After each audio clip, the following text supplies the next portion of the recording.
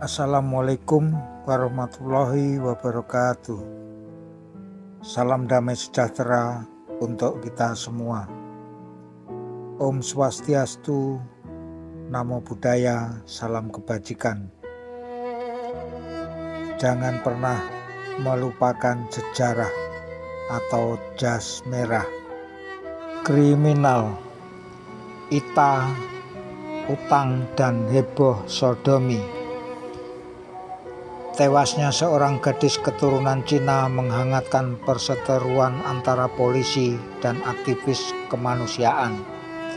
Apa yang sebenarnya terjadi? Margareta Marta Dinata, 17 tahun, hanya gadis biasa. Ita, begitu cewek berkacamata minus itu kerap dipanggil, cuma remaja yang suka membaca dan menyewakan komiknya kepada anak-anak tetangga. Bahkan di sekolahnya SMU Paskalis Jakarta, prestasi belajar anak bungsu dari dua bersaudara itu tak istimewa alias biasa-biasa saja. Namun saat ia ditemukan tewas di rumahnya, Jalan Berlian 3, Sumur Batu, Cempaka Putih, Jakarta Pusat, pada Jumat petang 9 Oktober 1998, tak urung mencuat persoalan nasional. Pecahlah pertempuran pendapat antara polisi dan tim relawan untuk kemanusiaan (perkumpulan aktivis yang melakukan pendampingan para korban kerusuhan 13-15 Mei 1998. Agaknya polemik itu tak lepas dari ketegangan sejak polisi membantah isu pemerkosaan massal dalam tragedi itu yang dikampanyekan tim relawan. Pasalnya, tim relawan yang dipimpin Pastor Sandiawan menyebut pembunuhan Ita sebagai puncak aksi teror terhadap kelompoknya belakangan ini. Sebab kata Sandi, Ita dan ibunya Wiwin Surya Dinata, 45 tahun, adalah anggota tim relawan yang sangat aktif. Bahkan menurut seorang relawan lain, keduanya bersama ayah Ita, Leo Haryono, 50 tahun, akan berangkat ke Amerika Serikat pada 23 Oktober untuk mendampingi 4 korban pemerkosaan massal beraksi di sebuah lembaga hak asasi manusia (HAM) di sana. Singkat kata, sang pastor meragukan motif kriminal murni yang disimpulkan polisi. Kesimpulan itu sebetulnya tak serampangan. Ada sekebok bukti selain pengakuan tersangka pembunuh yang ditangkap 24 jam setelah mayat Ita ditemukan. Bahkan keluarga Ita ikut memperkuat. Bagi kami ini kriminal murni, tak ada motif politik, ujar kakak perempuan Ita, Evi Surya Dinata, 28 tahun, kepada Forum. Mayat Ita ditemukan ayahnya selepas maghrib. 2 jam sebelumnya, Leo sempat mampir ke rumah sepulang mengurus paspor.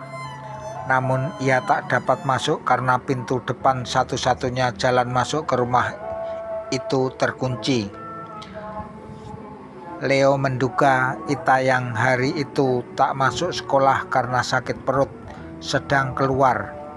Ia pun langsung ke Klender menjemput istrinya yang menunggui toko mebel Sumber Urip mereka.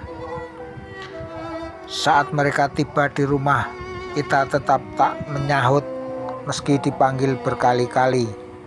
Leo lalu mendobrak pintu depan dan langsung menuju ke kamar Ita di lantai atas. Di sanalah ia melihat sang putri tertelungkup di lantai. Busananya berantakan. Tangan kanan gadis pengagum Megawati Soekarno Putri itu terlilit kabel kipas angin. Leo histeris setelah membalikkan tubuh Ita. Darah bersimbah di sekujur leher, dada, dan perutnya. 3 poster film Animasi The Hunchback of Notre Dame membisu di dinding. Malam itu juga mayat Ita diautopsi di Rumah Sakit Cipto Mangunkusumo, Jakarta.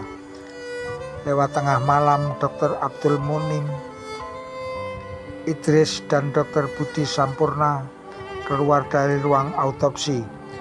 Kedua ahli forensik itu segera dikerubungi wartawan. Kepada forum, Munim menyebut Ita tewas akibat luka gorok yang hampir memutuskan lehernya. Selain itu, ada beberapa luka tusuk di dada dan perut, serta memar akibat tumbukan benda tumpul di tubuh korban. Di samping itu, tersebut juga fakta-fakta lain yang belakangan memicu kontroversi. Antara lain, Ita sudah tak perawan, sudah lama, bukan sejak bulan Mei, kata Munim.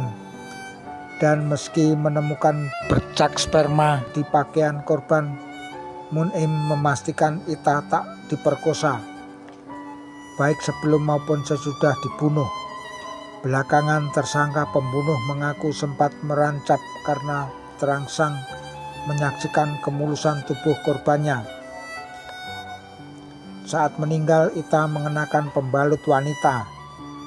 Namun kata Munim, itu bukan lantaran Ita sedang haid, melainkan penutup duburnya.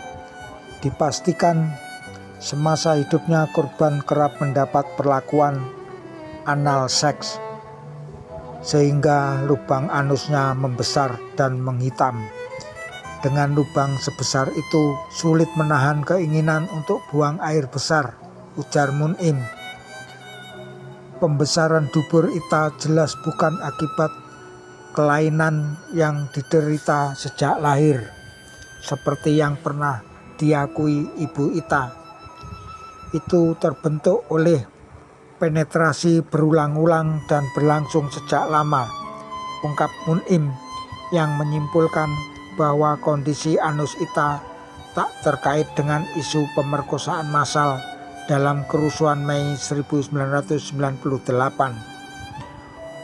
Fakta lain adalah kandungan opiat atau heroin dalam darah Ita. Diperkirakan zat itu masuk ke tubuhnya sekitar 2 jam sebelum terbunuh. Polisi sempat menemukan sebuah jarum suntik di bawah kasur tempat tidurnya.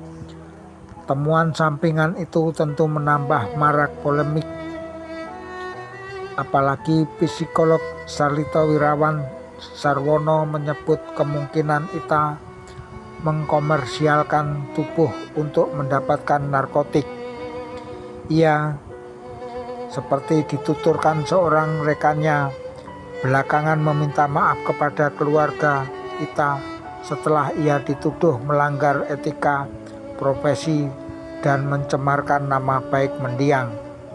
Sarlito masih menurut sumber itu mengaku keceplosan karena kecapean setelah membantu polisi mewawancarai keluarga Ita dan tersangka pembunuh Ita, Otong.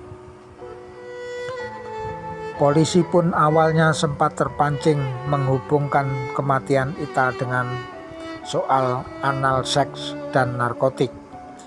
Namun peluang itu tertutup setelah 3 ekor anjing pelacak yang diterjunkan ke lokasi pembunuhan mengendus jejak pelaku. Satwa-satwa itu selalu berhenti di depan rumah Sunarji, tetangga Leo. Sementara anak Sunarji, yakni Suryadi alias Bram alias Otong, 22 tahun, raib sejak polisi datang. Karena tak menemukan Otong, polisi lalu menyandera ibunya, Dati alias Ceu Enok, 50 tahun. Enok dibawa ke Polres Jakarta Pusat pada Sabtu sekitar pukul 01.00 dini hari. Katanya sih cuma 1 jam, tapi baru jam 6 pagi dipulangin ke rumah, ujarnya kepada forum. Taktik polisi berhasil. Nok mengutus dua adiknya menjemput Otong di rumah kakaknya di Bogor. Sabtu malam ia disergap polisi setibanya di Sumur Batu. Malam itu juga Otong digiring polisi untuk menunjukkan tempat ia membuang barang bukti. Hasilnya di sebuah kloset WC umum, polisi yang didampingi tim gegana menemukan seikat kunci rumah Ita, sebilah pisau dapur di Kalisunter, barang bukti lainnya segepok perhiasan emas dan aksesori imitasi, sehelai lap basah bersimbah darah, sebilah belati dan sekaleng pengharum ruangan, sepasang kaos kaki dan sebuah BH yang terbungkus kaos berlumur darah tertanam di sebidang tanah kosong milik tetangganya. Menurut Kaditjarse Polda Metro Jaya Kolonel Gorismere, semua bukti klop saat dicocokkan. Darah di kaos Otong itu misalnya adalah darah Ita. Begitu juga dengan perhiasan emas dan aksesori imitasi serta pisau daging, semuanya punya Ita dan keluarganya, katanya. Lebih dari itu, sidik jari Otong juga menyebar di semua benda, termasuk di kaleng pengharum ruangan yang sempat disemprotkan Otong ke mata Ita saat mencoba melumpuhkannya. Otong mengaku pembunuhan itu semata-mata untuk menutupi pencurian, seperti dibenarkan ibunya, lulusan STM di Ngawi, Jawa Tengah, itu terpaksa mencuri karena terdesak. Ia butuh uang untuk kawin pada akhir bulan ini. Selain itu, Otong tak rela kehilangan rumah keluarganya yang cuma 36 meter persegi itu. Sebab sebelum berangkat mengikuti Kongres PDI Perjuangan di Bali, ayahnya sempat mengancam akan menjualnya jika ibu Otong tak mampu mencari pinjaman duit sebesar 1,5 juta rupiah. Uang itu diperlukan Sunarji untuk membayar utang karena ia harus menombok kekurangan biaya sewa bus yang membawa simpatisan PDI Sumur Batu ke Bali. Pada saat kejadian, Sunarji yang menjabat komisaris desa PDI Perjuangan Sumur Batu itu masih berkongres. Enok sempat mencoba mengutang dari Wiwin, tapi ibu Ita itu menampik. Enok lalu menawarkan rumahnya dengan harga 25 juta rupiah. Wiwin menawar 20 juta rupiah. Enok tak berani memutuskan. Ia meminta waktu untuk menanti Sunarji pulang dari Bali. Bisa jadi mendengar tawaran itulah Otong mengira ada duit banyak tersimpan di rumah Wiwin. Ia pun menyusup ke sana pada pukul 11 siang. Sial, ia kepergok.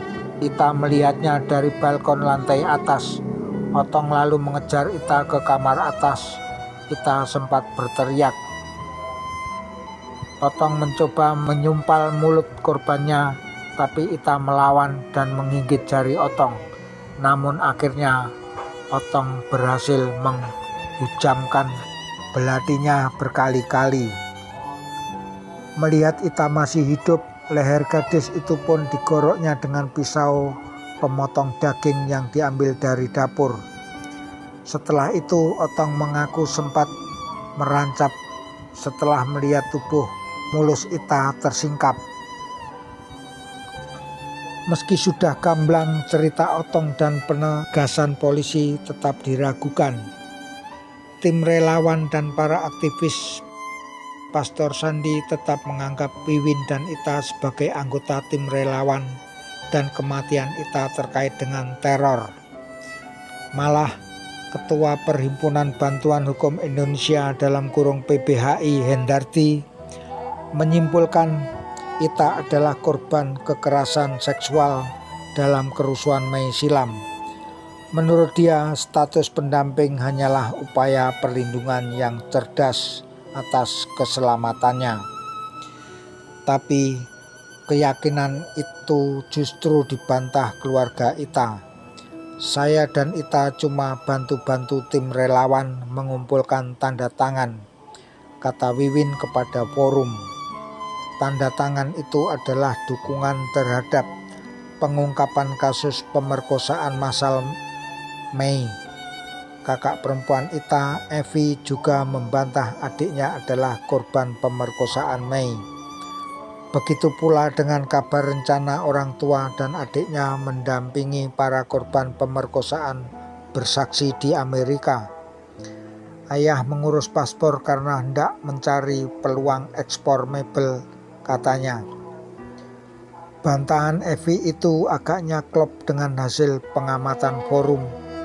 Menurut para tetangganya, termasuk keluarga Otong, pada medio Mei 1998, kawasan Sumur Batu tak terjamah tangan perusuh. Selama kerusuhan berlangsung pun Ita ada di rumah. Namun tim relawan tampak tak mengindahkannya. Kamis pekan silam secara implisit Pastor Sandi kembali menyebut bahwa Ita dan ibunya adalah anggota tim relawan. Kami mengenal keluarga ini. Kalau tidak, tentu kami tidak akan mendapat telepon kabar duka cita dan pasti juga tidak akan diperkenankan masuk ke TKP, ujarnya.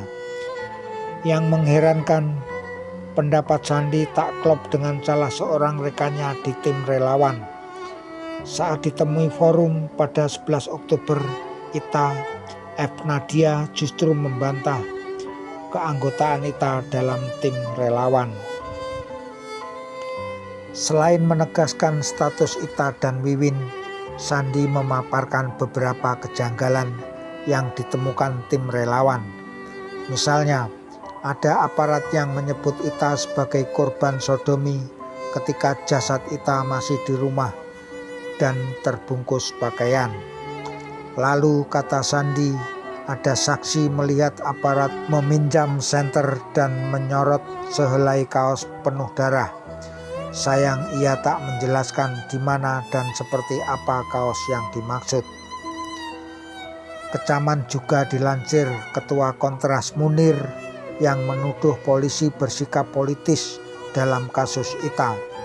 Menurut dia, tindakan polisi menghadirkan Otong di depan wartawan melanggar hukum acara pidana, sebab tersangka berhak dan harus dilindungi atas nama praduga tak bersalah, katanya. Munir juga menyoalkan komentar psikolog Sarlito Wirawan Sarwono dan Munim Idris kepada pers. Autopsi pada publik harus atas sepengetahuan keluarga, katanya. Pemberian keterangan, sedangkan pernyataan Sarlito tentang kemungkinan Ita menjadi pekerja seks dinilai telah membangun stigma negatif terhadap Ita. Karena itu, Munir menyimpulkan polisi menggunakan Sarlito untuk memberikan pembenaran teror melalui analisa. Jadi, ia akan memohon Ikatan Dokter Indonesia dan Ikatan Psikiater Indonesia melakukan uji kode etik bagi kedua orang tadi. Profesor Sarlito tak bisa dimintai komentarnya karena sedang ke Australia. Namun Munim Idris punya jawaban. Menurut dia, pernyataannya itu justru untuk meluruskan kabar yang terlanjur beredar. Ahli forensik kondang itu pun bercerita kepada forum. Jumat malam itu ia sudah berada di rumah. Pukul 21.25 waktu Indonesia Barat, radio panggil berbunyi. Isinya, "Selamat malam Dr. Munim, ada kasus darurat. Minta tolong supaya Dr. Munim ke RSCM karena ada korban yang perlu ditolong segera. Pesan ini dari tim relawan, ditunggu segera, terima kasih. Sekar Kalyana Mitra (21.23). Pesan yang sama muncul semenit kemudian. Pukul 21.30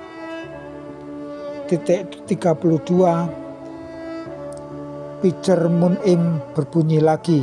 Isinya, ada korban dari anggota keluarga tim relawan. Sekarang sedang menuju RSCM untuk otopsi. Nama Ita, umur 18 tahun, disodomi dan dibunuh. Harap dibantu. Terima kasih. Kalyana Mitra (21.30). Nah, setengah jam setelah pesan kedua itu masuk, Mun'im tiba di kamar mayat RSCM. Rupanya dokter forensik yang piket malam itu, Budi Sampurna, baru akan memulai proses autopsi. Dia sedang mencatat kondisi luar tubuh korban. Saya bahkan sempat membantu membersihkan darah di tubuh Ita. Sebelum diautopsi, kata Mun'im. Karena itulah Mun'im balik bertanya, dari mana si pengirim pesan tahu kalau Ita disodomi padahal mayatnya belum diautopsi?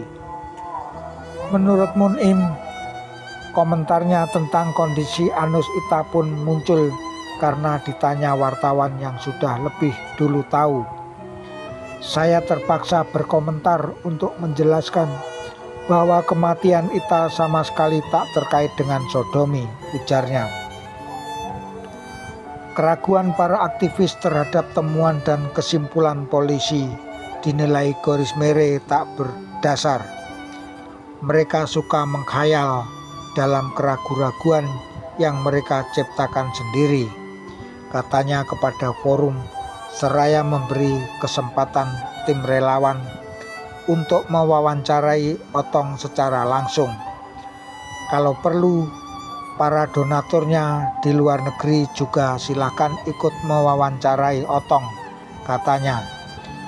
Menurut Goris, ia sengaja mengundang para donatur, para aktivis tadi karena polisi pun berhak untuk tak mempercayai tim relawan, sebagaimana Pastor Sandi dan kawan-kawan tak mempercayai pihaknya. Nah, bagaimana? Munawar Khalil, Ivan Haris, dan tim Forum Keadilan nomor 15 tahun 2 November 1998, halaman 70 hingga halaman 72.